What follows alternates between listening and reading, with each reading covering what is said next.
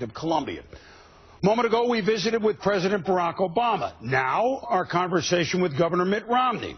I asked him what he learned about himself during the campaign.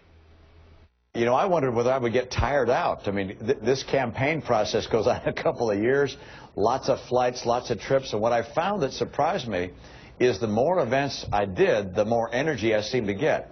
The more passion that comes from the people, their desire for change, if you will, gives me more energy and more commitment to the process. So I came away at the end of the day, instead of being exhausted, I had a hard time falling asleep.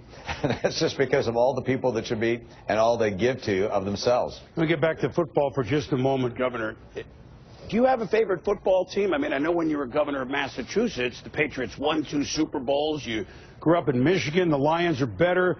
You have a favorite? Well, it is the New England Patriots. I've lived in Massachusetts now 40 years, and I take personal full responsibility for their 2 Super Bowl wins, as well as the Red Sox winning the World Series.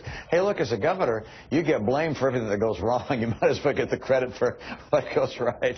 If you could fix or change one thing in sports, anything, what would that be? Well, it has to be the specter of drugs and performance-enhancing drugs of all kinds. That's the biggest concern in sport. As you know, I was associated with the Olympics for some time. That was always the issue that clouded a potential accomplishment.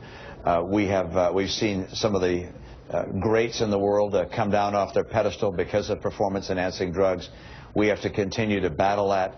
We have to make sure that our technology keeps up with the people that are trying to skirt around the law. But ultimately, we get the bad guys who made the mistakes, and that's going to have to change in this country. We're going to have to change the culture that says to people using performance-enhancing drugs is acceptable. It is simply not. You were around the best athletes in the world at those 2002 Salt Lake City Winter Olympics. What from that experience, being around them, opened your eyes and would serve you well in the White House? Well, I got a chance at the Olympics to see the great qualities of the human spirit.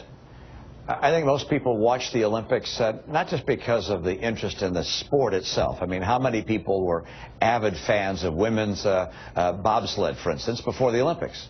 But they watch the bobsled event because they get to see the character of human beings in, if you will, the crucible of sport. And you see greatness come out. You see people who, when they're pushed to their limit, are able to dig extraordinarily deep with determination and passion, conviction, sometimes patriotism, loyal teammates. It's a place where you see what is beneath the surface of an individual human being, and you come away inspired. Thank you, Governor Romney, and thank you, President Obama.